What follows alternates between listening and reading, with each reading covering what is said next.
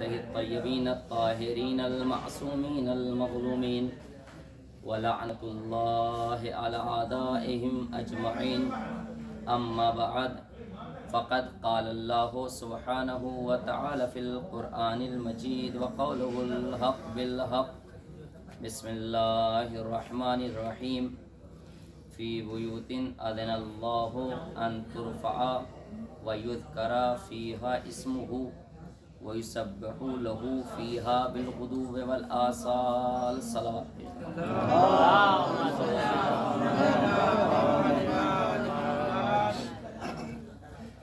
محترم سامعین کرام، عزیزان مظلوم کربلا، مسلسل ہمارے سفر عشق و معرفت جو ایک عظیم منزل کی جانب رواں دواں ہے، اور ہم اس مختصر تعداد میں بھی ایک جمع غفیر کی حیثیت سے اپنے مشن کو لے کر چل رہے ہیں۔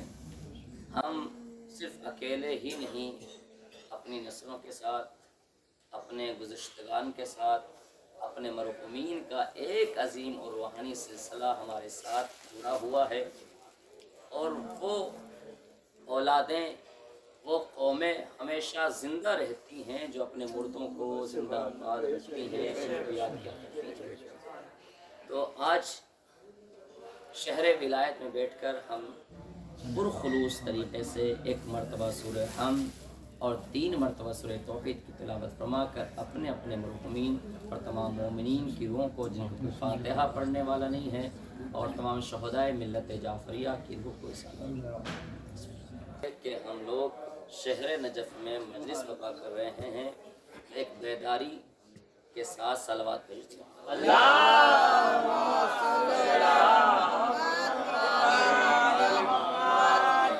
یہ شرف بھی آپ ہی کو حضور حاصل ہے، حسین صاحب اور تمام ہمارے زائرین کو، کہ کسی جگہ پر، عادل صاحب، کہ کسی جگہ پر، کوئی بھی عظیم جگہ پر آپ چلے جائیں، مکہ چلے جائیں، مدینہ چلے جائیں، کاظمین چلے جائیں، سامرہ چلے جائیں، مشہد چلے جائیں، حتیٰ کہ کربلائے معلیٰ بھی چلے جائیں، کسی بھی جگہ پر سونا عبادت نہیں ہے سوائے نجف اشرف کے، یہاں سونا بھی عبادت ہے۔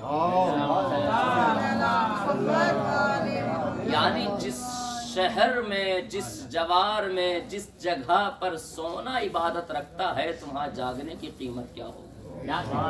توجہ چاہتا ہوں عزیزان گرامی، آپ نے شاید اس عقیدت سے لبریز جملے سے مستفیض نہیں ہوئے ہیں عزیزان گرامی۔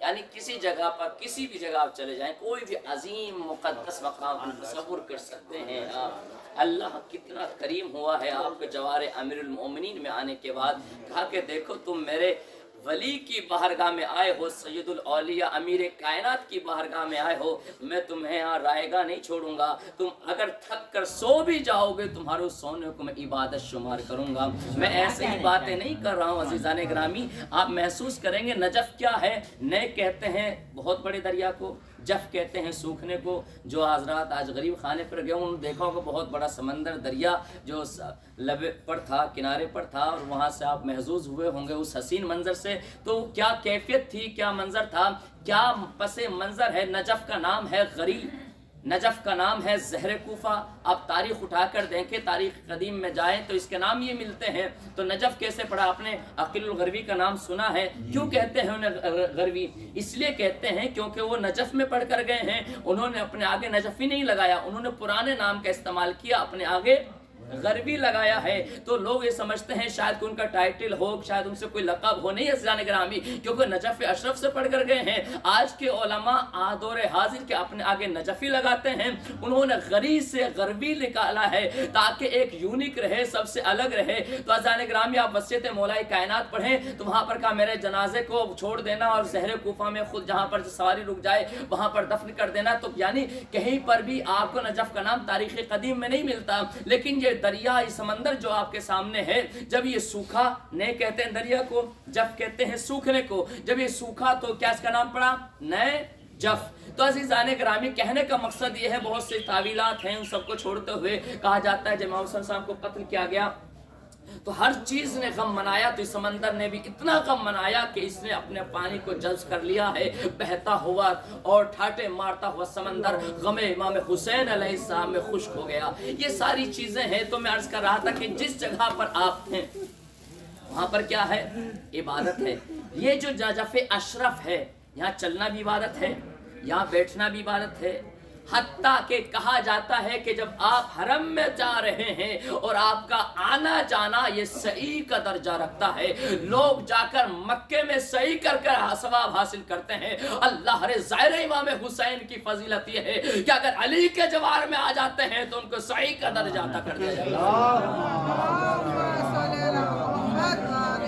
یہ کیا ہے؟ یہ فضیلت ہے ظاہر امام حسین علیہ السلام۔ کیا ہے؟ چلنا عبادت ہے، بولنا عبادت ہے، بیٹھنا عبادت ہے، اور تاکہ سانس لینا تسبیح شمار کیا جاتا ہے۔ جب انسان سوچتا ہے، سوتا ہے عزیزان گرامی، تو پھر اگر سو بھی جاتا ہے تو سونا بھی عبادت شمار کیا جاتا ہے۔ خدا کی قسم کسی مقام پر یہ فضیلت ہے ہی نہیں۔ دلیل کیا ہے آپ کے پاس کہ آپ یہ کریں سونا عبادت ہے؟ مجھے یہ بتائیے، اماموں سب امام زیادہ عبادتیں کرتے ہیں، لیکن کسی امام کا نام زین العابدین لقب نہیں ہے، کسی امام کا نام، کسی اور امام کا نام سید سجاد لقب نہیں ہے، سوائے چوتھے امام کے زین العابدین کہا جاتا ہے۔ مطلب عبادت کرنے والوں کی زینت۔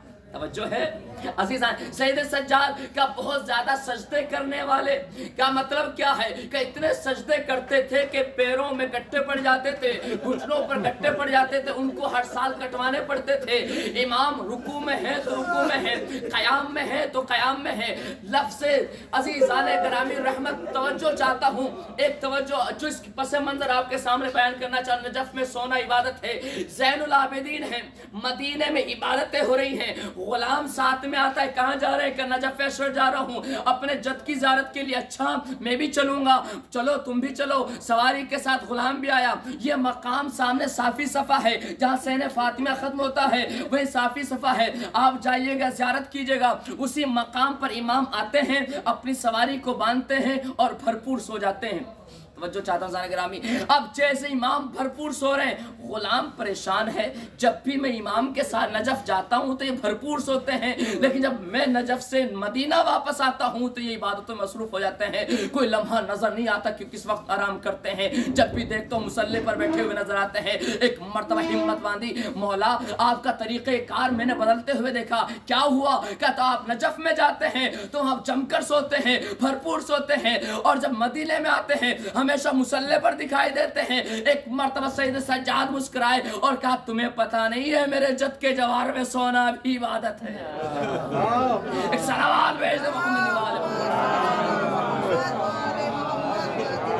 چوتھے امام نے عزیزان گرامی، یہ وہ جگہ ہے جس کا قرآن تذکرہ کر رہا ہے، جس کو وادی مقدس بھی کہا گیا۔ آپ سنتے ہیں نا، کوہ طور، کوہ سینا، یہ سب نام آپ سنتے رہتے ہیں۔ جناب موسیٰ کو نبوت کہاں سے ملی؟ اسی جگہ سے ملی ہے۔ اپنی فیملی کے ساتھ جا رہے تھے، ایک نور کو دیکھا کہ سردی کا زمانہ ہے، تو ایک ندا آئی اور اس کی جانب بڑھے، کیا دیکھا؟ انگارہ لے کر آئے اور ہاتھ جل گیا۔ اس ہاتھ جلنے پر جد بیضا نور ساتے ہو گیا۔ تو کسی جگہ یہ نجف اشرف تھا۔ جناب نو کو کہاں پر کنارہ، پوری کائنات کا چکر کاٹتے رہے، لیکن جب علی کے در پر پہنچے اس جگہ پر تو یہاں پر ان کا بیڑا پار ہو گیا، نجات مل گئی۔ کوہ جودی بھی تو یہیں پر ہے۔ عزیزان گرامی، سارے آپ فضائل جو دیکھیں گے وہ آپ کو اسی میں انحصار منحصر نظر آئیں گے۔ وادی مقدس اسی کو کہا جاتا ہے۔ کیا ہے وادی مقدس؟ یا موسیٰ نخلنا علیکا اے موسیٰ انکا بالوادی مقدس طوا، اے موسیٰ اپنی جوتیوں کو اتار دو، تم اس وقت وادی مقدس میں ہو۔ جب وہ بڑھنے لگے، جانے لگے تو کہا کہ جوتیاں اتار کر جاؤ، ایسے نہیں جانا ہے۔ کیوں؟ کہا کہ علی کے جوار میں جا رہے ہو۔ اب مجھے انصاف سے بتائیے، کیا موسیٰ کے زمانے میں مولا کائنات یہاں دفن ہو چکے تھے؟ نہیں ہوئے، ہزاروں سال بعد۔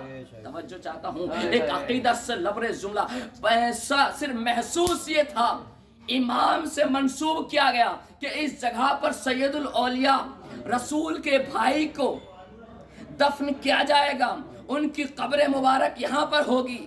تو جناب موسیٰ کو اجازت نہیں کہ یہاں سے جوتیاں پہن کر گزرے۔ اللہ اکبر۔ اذان ایک منزل فکر دینا چاہتا ہوں، عثمانی حکومت کا ایک بادشاہ جس کا نام سلیمان تھا، اسی جگہ سے گزرا۔ उसने जब देखा कि नजफ अशरफ के हुदूद में हो गया तो उसको अजीब से घबराहट हुई, वो सवारी से उतर गया।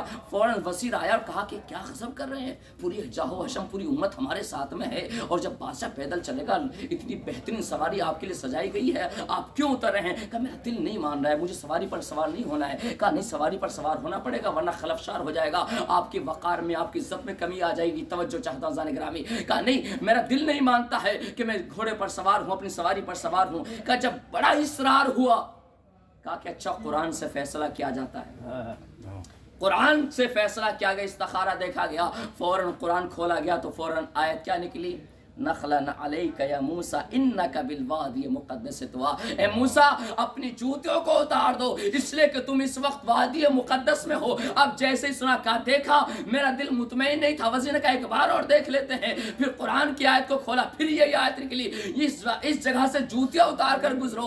अज़ीज़ान गिरामी 3 मरतबा इस्तिखारा देखा गया, तीनों मरतबा यही आयत निकली। तो पता ये चला कि तुम कह रहे हो सवारी पर सवार होने के लिए, यहाँ तो जूतियां भी उतारने का हुक्म दिया जा रहा है।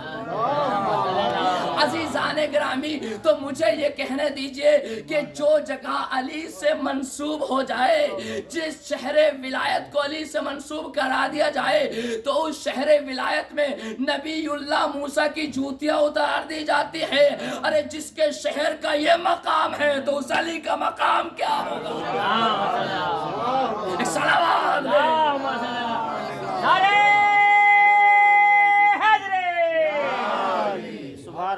अज़ीज़ाने गिरामी, ये है शहर विलायत और हम मुहिब्बान अहले बैत को यहाँ पर आने का हुक्म दिया गया। हम आए, यहाँ से लेकर जाएं, खाली हाथ नहीं जाना है, मुश्किल कुशा की बारगाह में। उलमाए इरफान कहते हैं कि अगर कोई शख्स यहाँ पर आए और यहाँ से बहरे में खड़ा है, एक मरकज है, यहाँ से भी अगर प्यासे जाओगे तो कहाँ से सैराब होगे? पूरी नेमतों का मरकज है अली इब्न अबी तालिब, यहीं से अगर वो जाओगे, कहते हैं मौलाना मुज्तहिदीन अपने दर्स में कहते हैं पूरी नेमतें रहमतें इसी मरकज इस गुंबद पर नाजिल होती हैं। आयतुल्लाह बशीर नजफी तो ये कहते हैं कि जो हवाएं नजफ चलती है अली के गुंबद से मस होकर आती है तो उसमें हवा में हो ही नहीं सकता कोई बीमारी हो, उसमें शिफा ही शिफा है। पूरी दुनिया के सामने लोगों ने मास्क लगाया, लेकिन जब उनसे पूछा गया क्यों, कहा कि नजफ में होते हुए, अली के दयार में होते हुए उनकी शिफा जो लोगों को तकसीम कर रहा हो वहां घबराने की जरूरत है। और उनका जुमला नायाब अक्सर जो हमें उस्ताद भी हैं हमारे, खुदा उनको तूल उम्र सेहतियाबी दे, वो कहते हैं कि जिस इंसान का नजफ अशरफ में इलाज नहीं हो सकता, इस नजफ अशरफ हॉस्पिटल में जिसका इलाज नहीं किया जा सकता, तो कायनात में उसका कहीं इलाज नहीं हो सकता। अली हैं जो तिब्बे कायनात है। अज़ीज़ान गिरामी, हम समझते हैं कि हम लोगों को शिफा देते, नहीं, दवा आप देते हैं, शिफा इनकी तरफ से जाती है। अज़ीज़ान गिरामी, तो मैं अर्ज़ कर रहा था, तो ये चीज़ें क्या हैं? कहा कि अली के जवार में आप देखिए, जिंदा जात का सबूत बताऊं आपको, बहुत सारे वाक़यात हैं। बहरहाल क्योंकि बहरे फ़ज़ाइल में बैठे हुए हैं, बहुत सारी चीज़ें जहन में आती रहती है। आप मौला के जवार में एक ज़िंदा मौज़ा आपको बता रहा हूँ, अपनी आंखों से देख कर जाइएगा। जिस दरवाजे से मर्द हज़रात दाखिल होते हैं, मौला के ज़री पर जाते हैं, सामने घड़ी लगी हुई है और इसको बाबू सा कहते हैं, अरबी ज़बान में कहते हैं सा घड़ी को, ठीक है। वहाँ से दाखिल होते हैं और वहाँ से जब दाखिल होते हैं तो ये मौला का 35 है जिस दरवाजे से अंदर जाते हैं, यानी मौला के पैर हैं और सामने मौला का सर है, ठीक है। ये मौला है और ये सर है और ये यहाँ से मर्द आते हैं और वहीं से सामने से सूरज की किरण मौला के कदमों पर घुसा लेती है। जब सूरज निकलता है सबसे पहली किरण मौला के कदमों पर पड़ती है।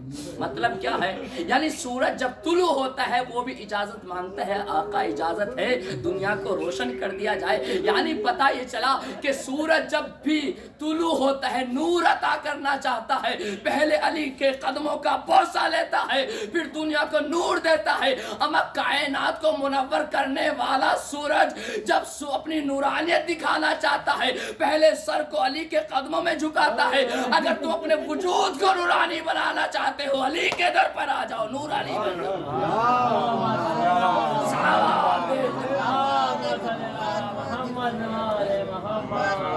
अज़ीज़ान गिरामी, वहीं से जब ख़वातीन अपनी जानिब से देखे, वहाँ पर एक ताज भी रखा हुआ है, कुछ जंजीरें भी दिखाई देंगी आपको, और वहाँ से भी अगर वो थोड़ा सा पैसों का सिलसिला सा अगर हो, वहाँ से आपको एक दराड़ भी नज़र आएगी। ये सारे मौज़ात हैं अली के घर के, अली के मज़ार के, अली के कब्र मुबारक के। तो देखिए नादिर बादशाह का ये वो खुला था, इसका ताज था जिसने इसको यहाँ पर चढ़ाया था। वो गैर मज़हब का था, और जब वो अब्दुल कादिर जिलानी से जो है ज़्यादा रग़बत रखता था, वहाँ मन्नतें मानता था और हर जंग में हार जाया करता था। तो किसी ने कहा कि मैं तुम्हें ऐसे वली का दरवाज़ा बताऊं कि जहाँ से तुम कभी मायूस नहीं लौटोगे। कहा कि कौन सा है, कौन है बताओ, मुझे बहुत बड़ी जंग के लिए जाना है। तो कहा कि वो अली इब्न अबी तालिब है। आए और कहा, वादा किया कि अगर मैं इस जंग में जीत गया, बहुत बड़ी जंग थी, कहा इस जंग में जीत गया तो मैं तुम्हारे यहाँ पर जितना मुझसे मुमकिन होगा तुम्हारा रोज़ा तामीर कराऊंगा और उनके रोज़े को मिसमार करा दूंगा, उसकी बेहुरमती की। और यही हुआ, और जब वो कामयाब हो गया तो उस रोज़े को तोड़वा दिया गया, बेहुरमती कराई गई, और फिर अपने सर के ताज को अपने हाथों में जंजीर बंधवा कर घसीटते हुए अली के कब्र तक अपने को घसीटवाया है, और ताज को उतार कर वहां पर रख दिया कि देखो बादशाह तो मैं हूं, लेकिन मुझे ज़ेब नहीं देता कि कायनात के बादशाह के सामने ताज पहना जाए। जो चाहता, और यही हुआ जो कर दिया गया। ये सारे वाक़यात इसलिए हैं ताकि हमारे अंदर भी जोश और जज्बा हो कि किसके जवार में हम बैठे हुए